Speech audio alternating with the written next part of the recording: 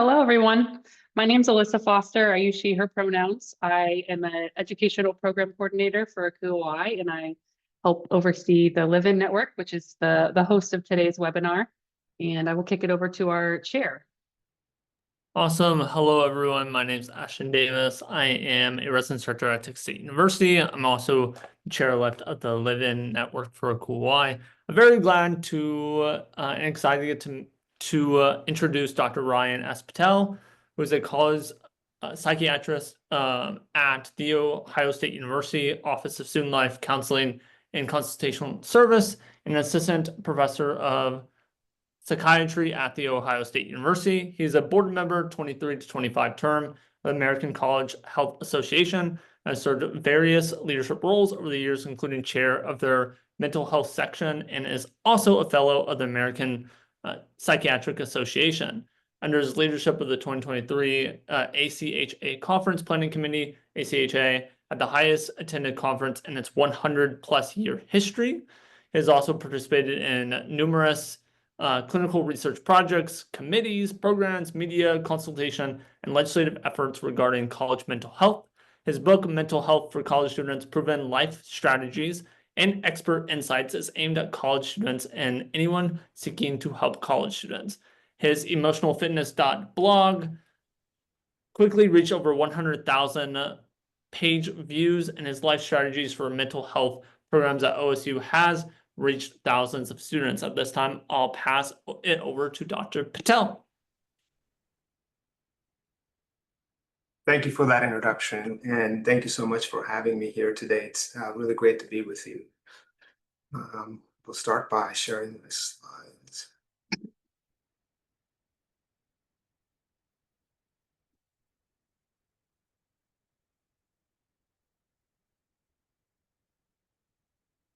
All right.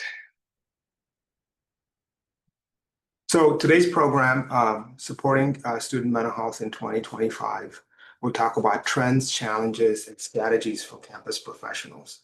I have my contact information here as well as additional references. I'll show that at the end as well if you need to follow up with anything or any questions that we don't get to during the program. This is double monitors. Okay, so as I said, our objectives today, first, I will discuss trends in college mental health. What are we seeing today based on our data? We'll discuss what are some top mental health concerns among college students, what are some behavioral trends that we're seeing, and treatment trends. So this is the data that I'll be showing. Much of it is from the American College Health Association's National College Health Association sample. So this survey runs across numerous universities across the country and has been in place for almost 20 years.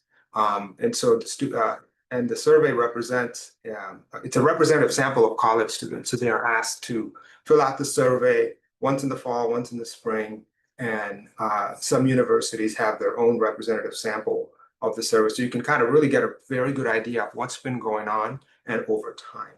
So as an example, the spring most recent survey had over about 100,000 students participating across 154 schools.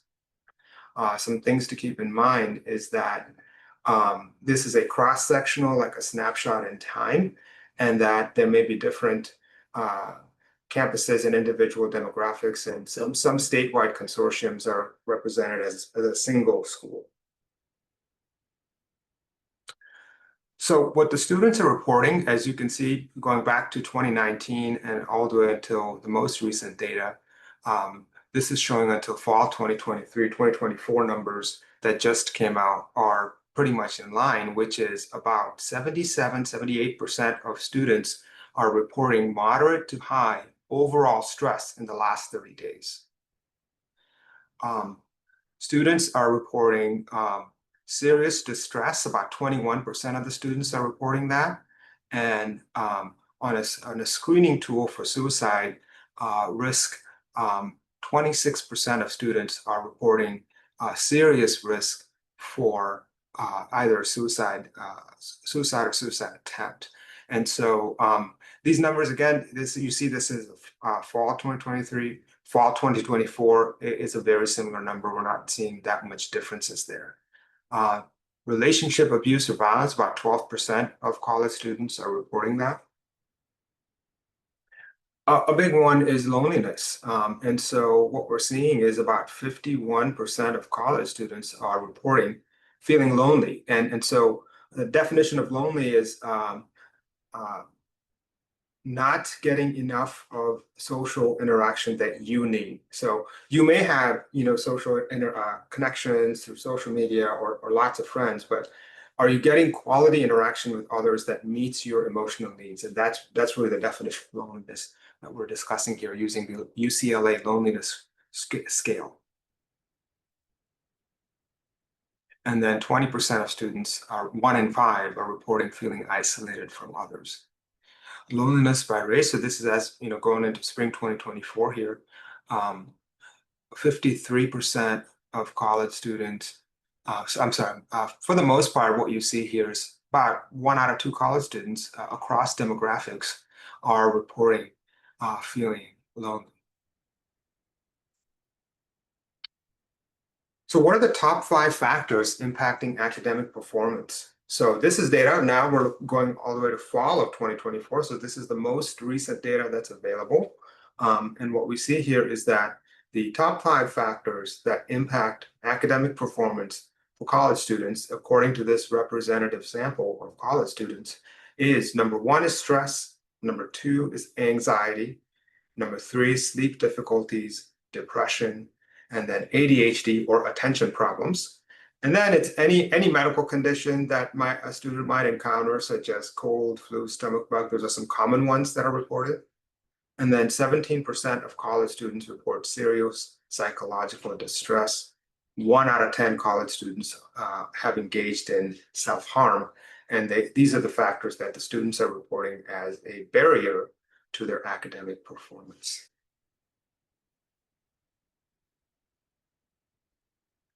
So now I'll discuss some behavioral trends in college students. So a big factor is sleep. So as I showed you earlier, sleep problems is the number 3 most common impediment to academics. 22% of college students, about 1 in 5. Now, according to the same survey, as of 2024, 43% of college students are reporting less than 7 hours of sleep per night. Now, this is relevant because the National Sleep Foundation and other guideline bodies recommend for young adults ages 18 to 24 to sleep somewhere between 8.5 to 9.5 hours of sleep a night. So that's important to keep in mind. And then the other factor is that insomnia is a risk factor for a number of psychiatric disorders. When students don't sleep well, they're much more likely to experience depression, anxiety, alcohol abuse, drug abuse. Also, when students don't sleep well, the risk of academic failure as defined by GPA less than 2.0 is significantly higher, as you can see here. The red bars indicate a variety of common sleep disorders. Any one of those, and students are much likely to have poor academic performance. And so, I'm speaking to an audience of housing professionals. One of the things that you can think about doing is, can you create or can you implement policies in the housing environment that encourage students to have quiet hours at night, or not having as much late night programming on a frequent basis? Is it possible to have dim lights instead of bright lights to encourage kind of feelings of sleepiness and things like that? What other things could you think about implementing in the housing environment to promote sleep behaviors? That's something to think about. And then most importantly, as I do in my education programs for sleep strategies for mental health, is to inform students of the negative consequences on their mental health, on their academics from inadequate sleep, and help them develop strategies to sleep better. Physical activity. So only about 42% of college students meet guidelines for active adults. And this is as of fall of 2024, ACHA-NCHA survey. So the recommendation there is about 35 minutes a day of physical activity. It is recommended of moderate intensity, which is basically walking or jogging at a pace that's difficult to talk. There are numerous studies showing benefits of exercise or physical activity on depression and anxiety, two of the most common problems encountered among college students. Another big factor that we see is nutrition. So going back to physical activities, thinking about as housing professionals, what are some things that you could do that would encourage that? This could be, physically active things that are, tournaments or, sports or different games that you could have in the, near the housing environment or something like that. Some schools have done things like yoga and things like that and nearby so that it's easy for students to access and as a way to introduce that as part of their everyday life. Things like that would be beneficial to consider. So nutrition, there's two components to nutrition that you want to think about among college students. So part one is having access to enough food. So that's food insecurity. And interestingly, 46% of college students report food insecurity. So part one is having access to enough food. And then the second part among college students is eating enough of a variety of food groups that are beneficial for mental health. And so as an example, only 17% of students report eating 3 or more servings of fruit a day. 37% of college students have 3 or more servings of vegetables a day. And so the key recommendation from the Center for Disease Control and Prevention for dietary guidelines for all Americans has been consistent for a long time and supported by good research is 5 servings of fruits and vegetables a day combined. I do food strategies for depression, food strategies for anxiety, food strategies for focus program here at OSU. It's a workshop program for college students, so they opt into it. It's not required. And through this program, I've seen now almost 10,000 students.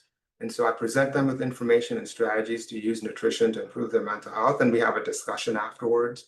And one of the key things that students say as a barrier is number one is having access to these food groups in the dining halls, near campus, in the vending machines. There's also some vending machines out there now that have healthy foods and things like that that are still nutritious. But the second part that students would often say is, they're on a dining plan. They're in the dorms, they're on a dining plan, and they have limited swipes. And so that can limit access for some students.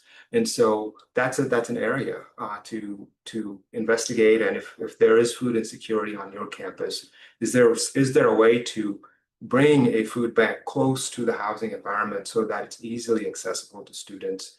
Thinking about things like a farmer's market and things like that as a way to provide access to students.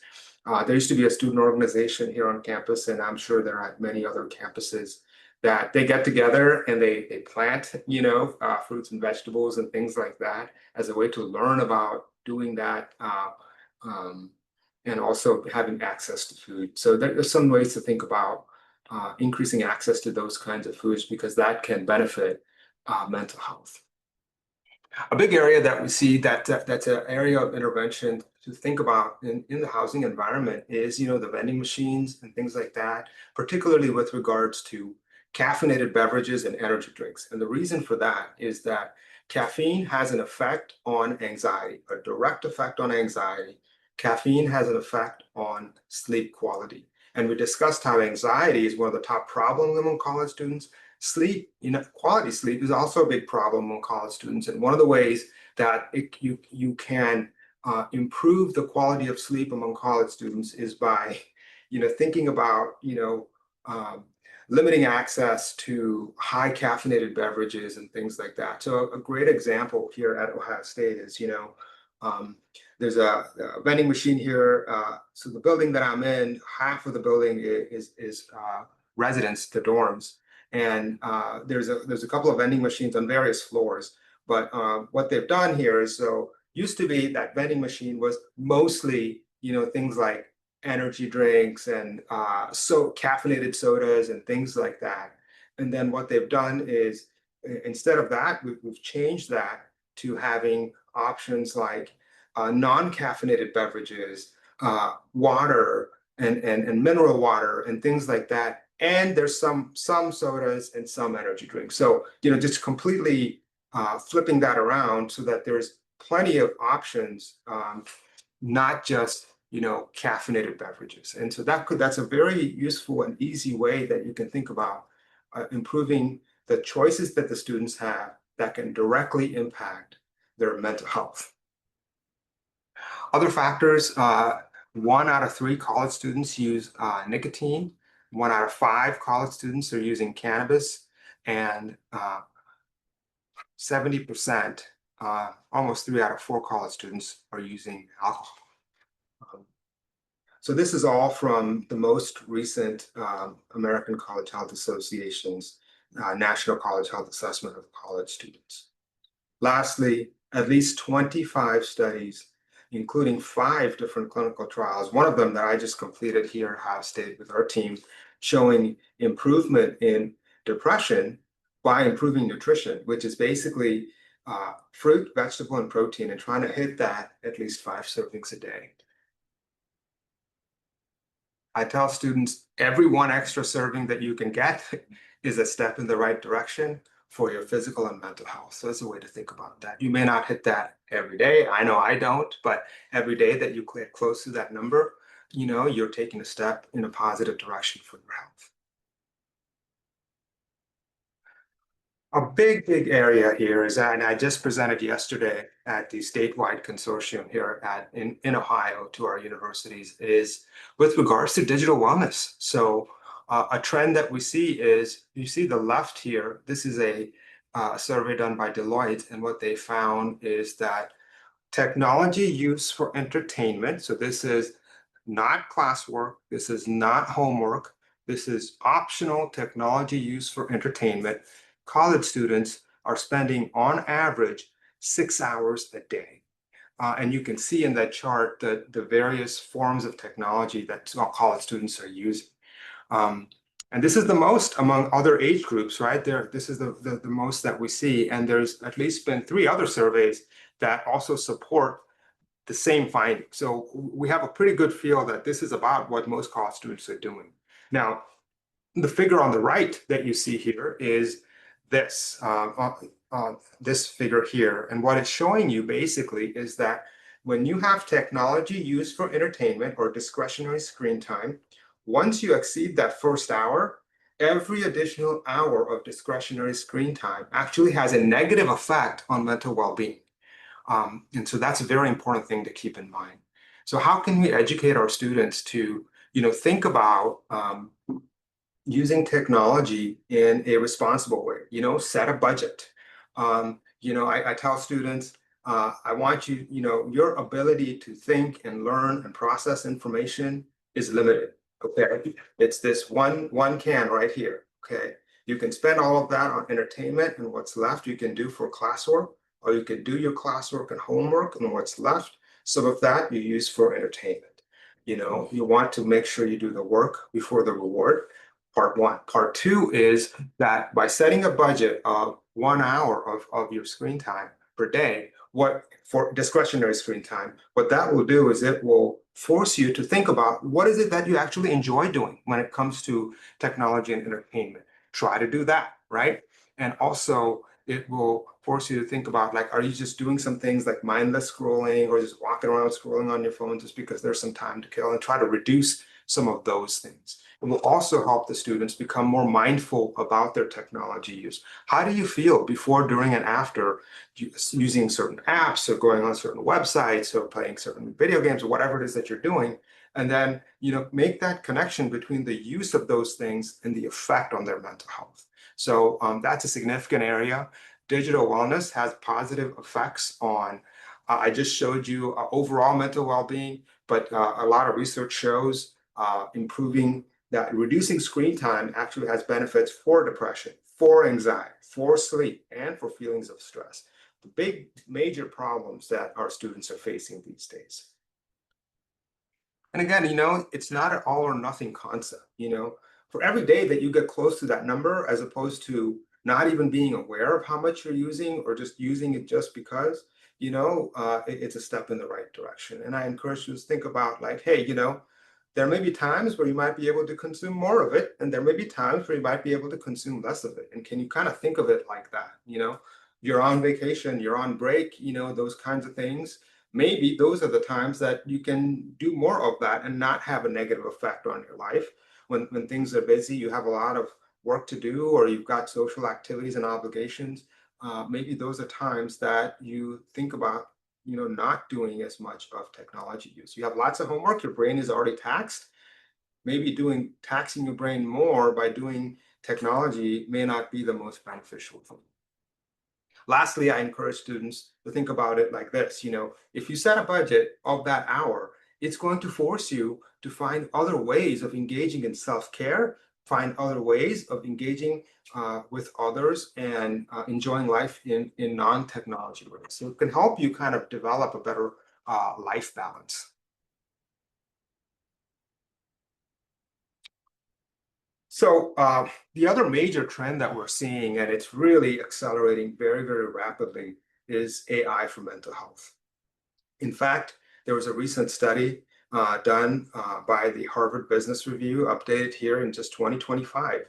Therapy and companionship is the #1 reason for students to use AI, even more so than academics. So that's very, very powerful.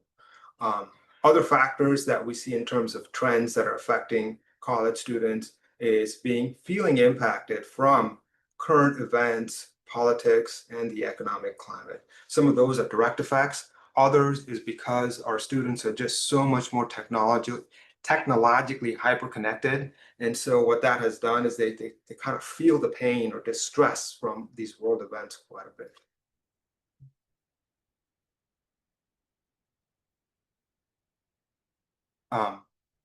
Dropout intention, I'll spend some time discussing this. So, as of spring 2024, about 10% of students indicated that they were likely to leave their current school. And why was it? So the reasons given were there was either a change in academic plans or their professional goals, financial concerns other than housing, feeling like they don't fit in. So, we talk about the concept of belongingness in higher education quite a bit, right? If a student feels like they don't belong, they're more likely to drop out. A negative experience at their college or university, and then lastly, ongoing physical or mental health concerns. So, if I look at this, 3 out of 4 are things that we can start to think about. How can we help improve the environment for our students so that they are more likely to stay at school?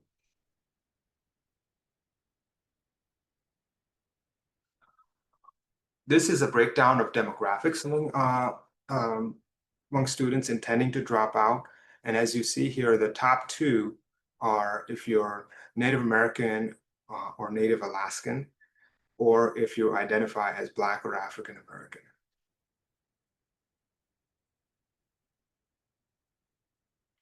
Other treatment trends to be aware of is, and this is supported by the CCMH, which is the most of the college counseling centers across the country. We use a system to assess students and get information on why they're coming to treatment and things like that. And this survey I run here at Ohio State, and we contribute data to the main repository, which is at Penn State, and they're then able to combine this anonymous data across the country for us to get an idea of treatment trends among college students. Okay, so from this data, what we see is that more students are coming to campus having already been on medication or having already received counseling.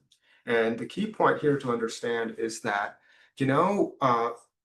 for those students that are coming in with that kind of support system, does the campus provide a similar level of support or not? And so, some campuses are able to provide frequent treatment and counseling to some students. Other campuses have more of an assessment and then connecting to a community provider model and things like that. So there could be some potential friction with regards to what the students' needs are and what the campus is suited to provide. And so that's something that more and more schools are grappling with. And finally, and what part of my motivation to work with you and other organizations to help look for ways to improve mental health across our campus is this issue of a treatment gap.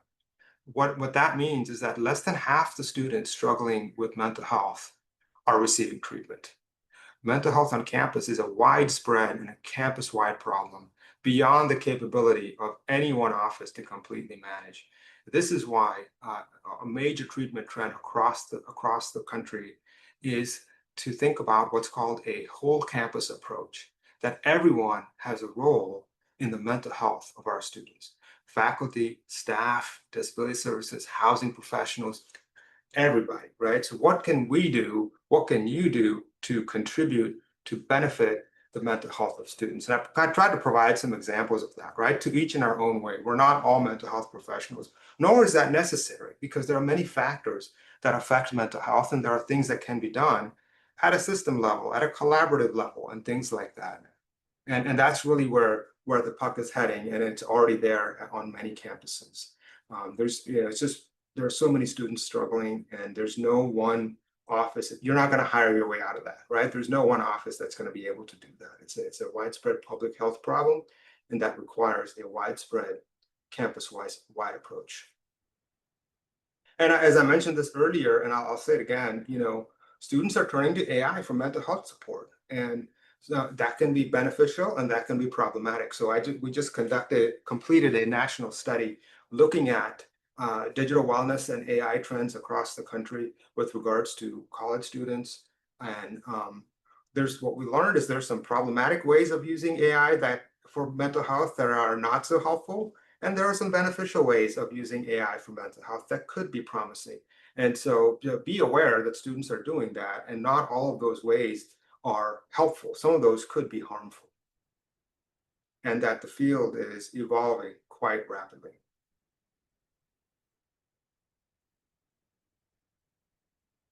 So other things to be aware of is that, interestingly, even though, and I showed you in this data over time, what you're seeing is that there's high rates of mental health concerns among college students.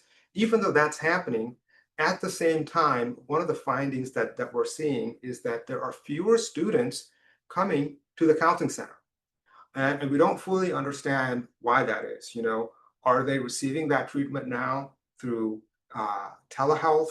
Are they receiving some mental health support through a provider in the campus community that's off campus?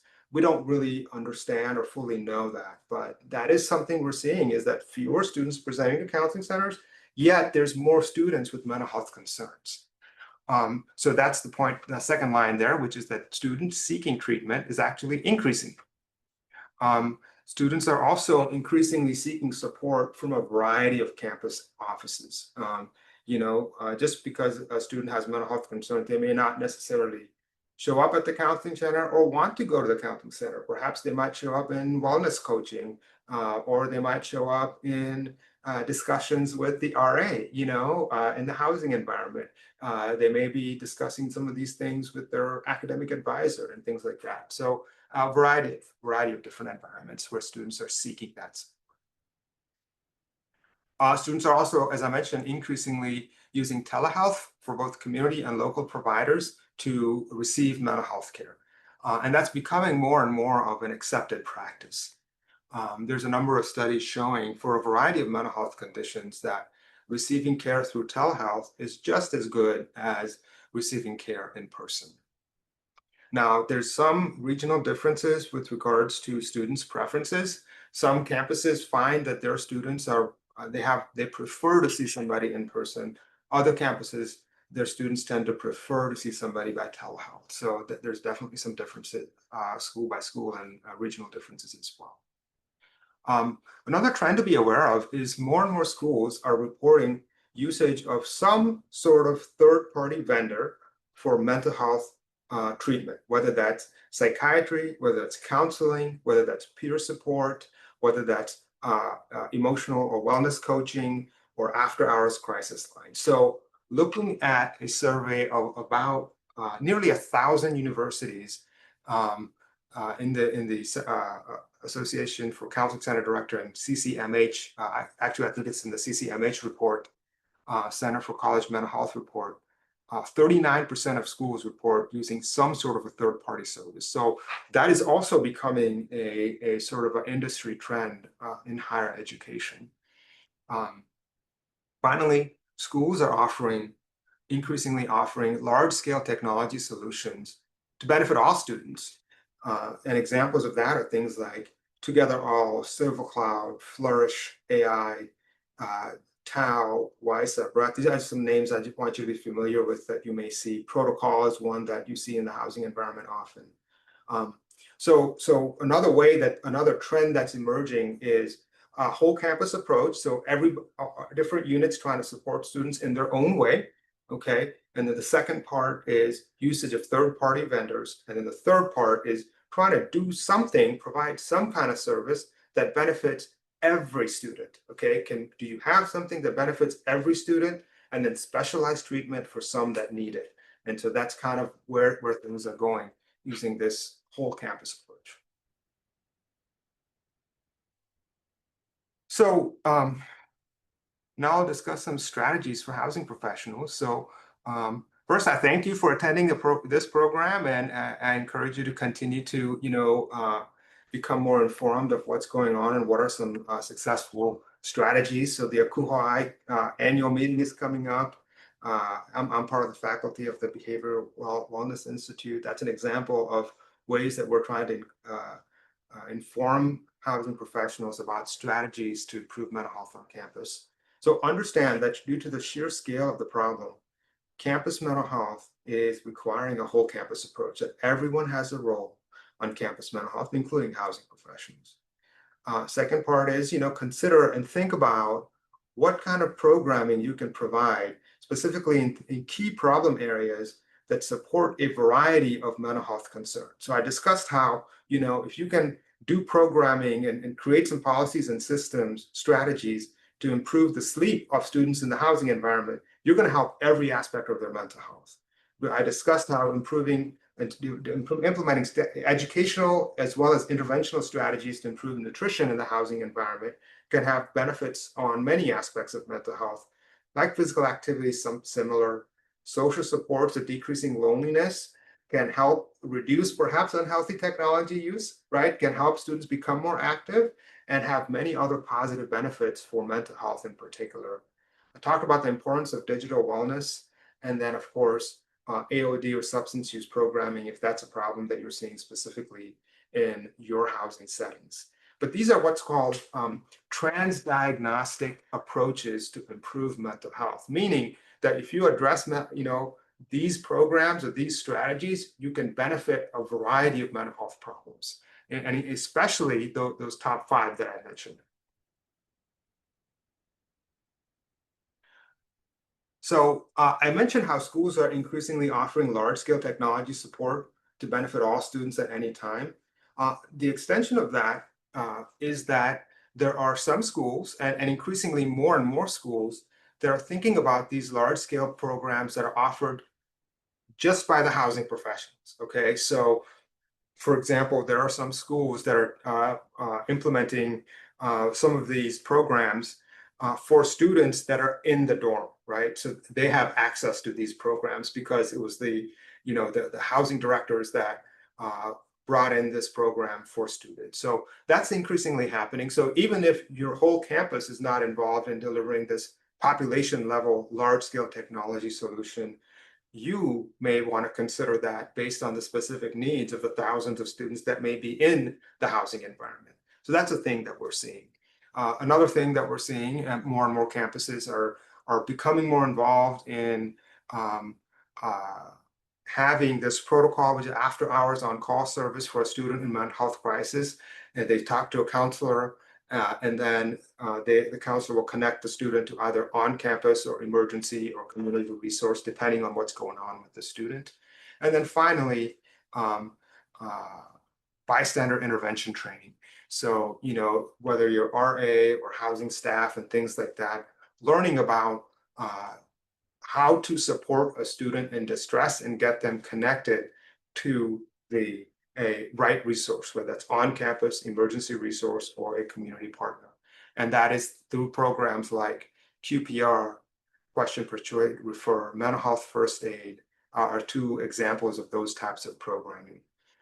And that can really help because, you know, when you have a student in distress and you've learned about an evidence-based program that specifically helps you say the right things and not say the wrong things and also support the student, that can also alleviate some of your stress because now, you know, you or the RAs have the skills to address that situation in a helpful manner. And that can really help with, you know, burnout among housing professionals and things like that as well. So a number of benefits there.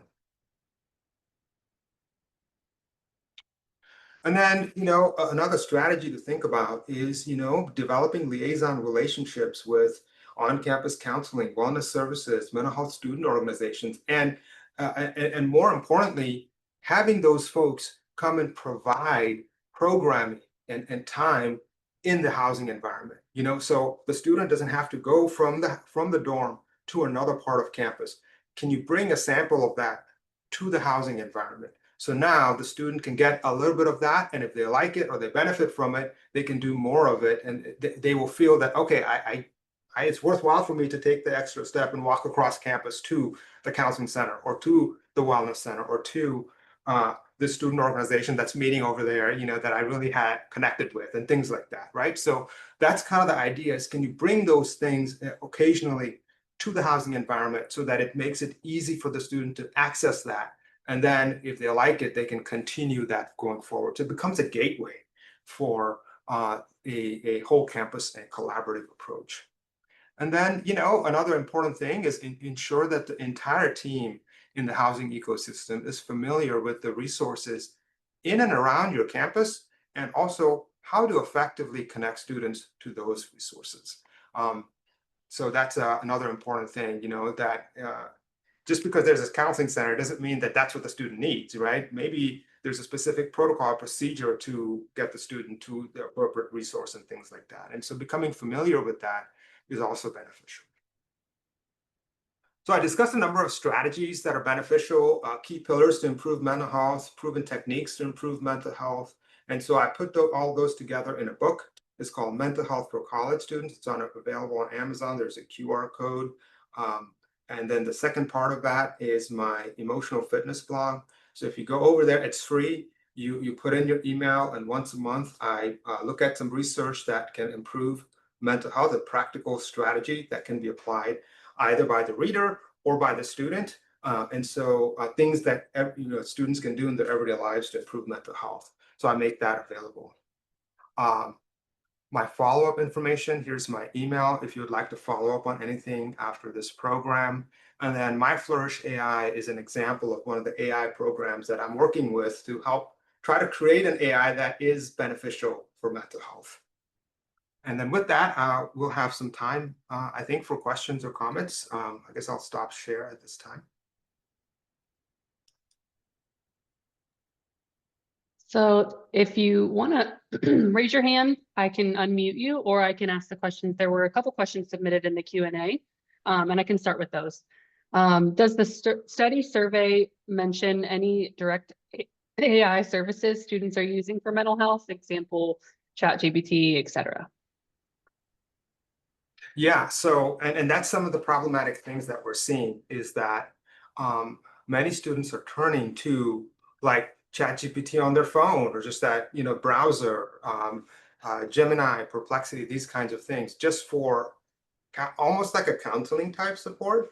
And that's problematic because those programs are not designed for that. They're not it's not the things that they've learned upon is not mental health specific. It's not peer-reviewed research. It's not psychology textbooks.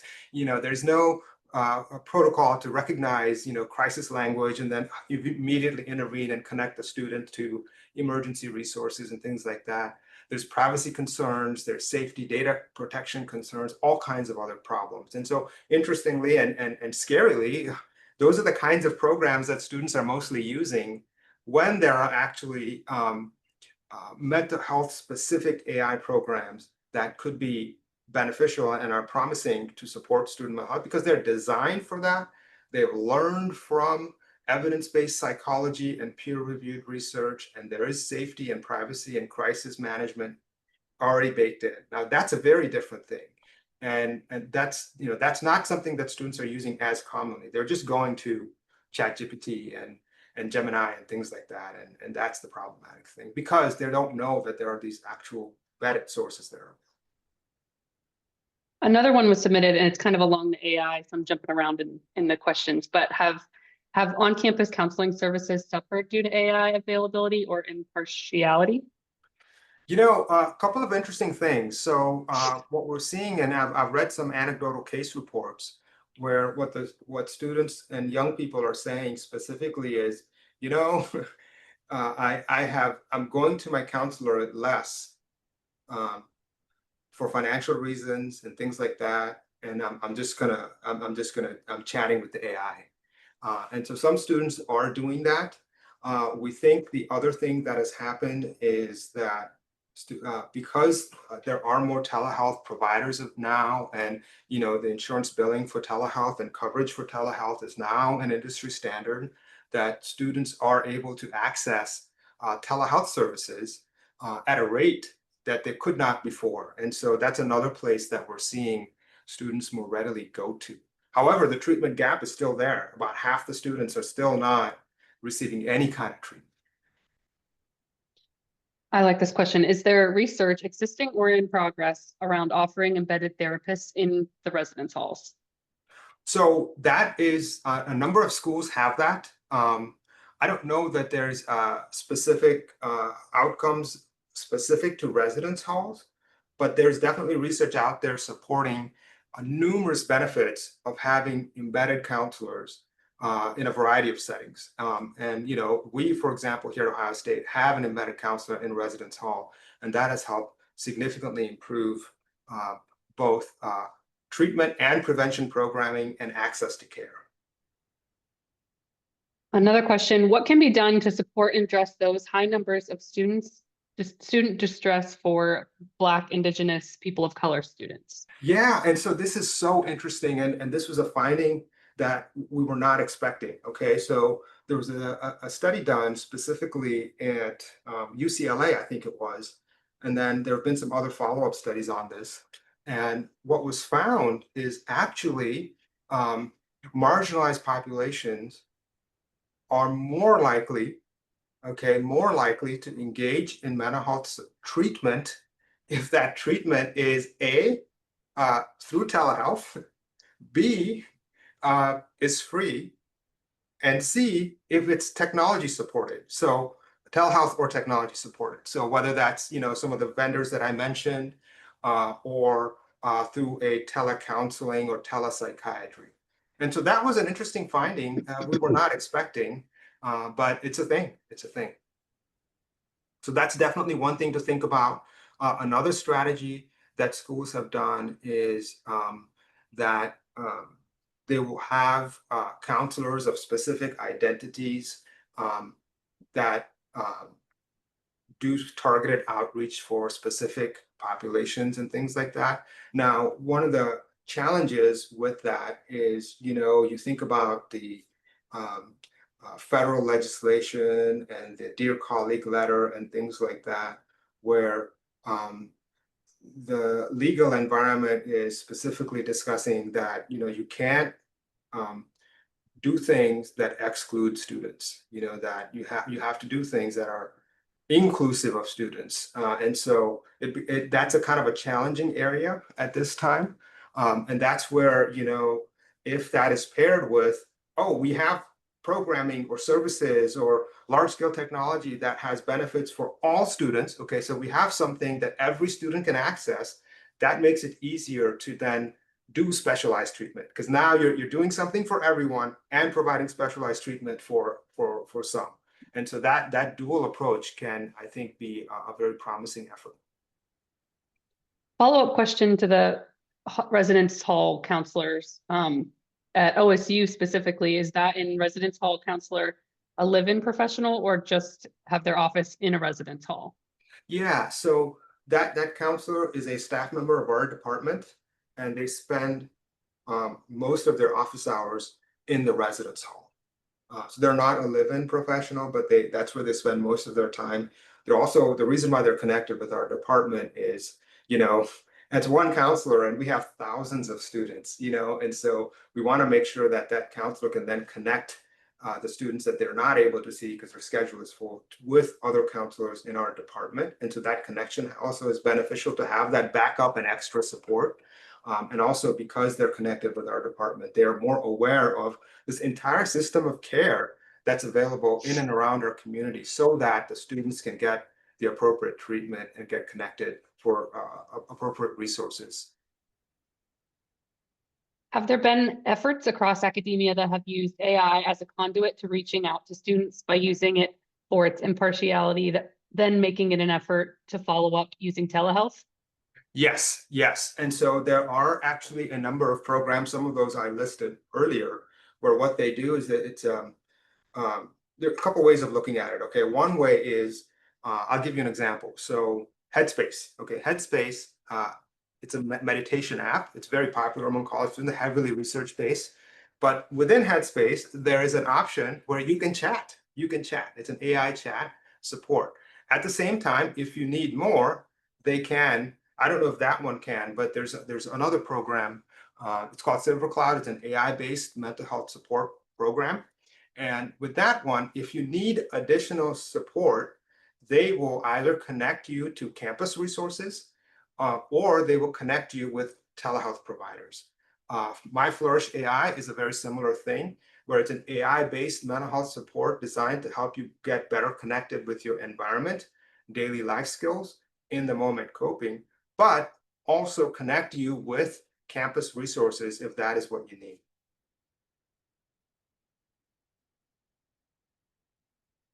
Oh, I'm on mute, sorry. I think I answered all the questions that were submitted via Q&A or the chat. Is there any other questions that you would like to ask Dr. Patel?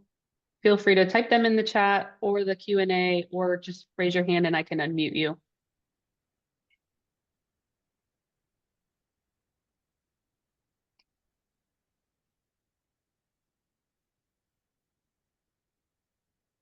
Okay.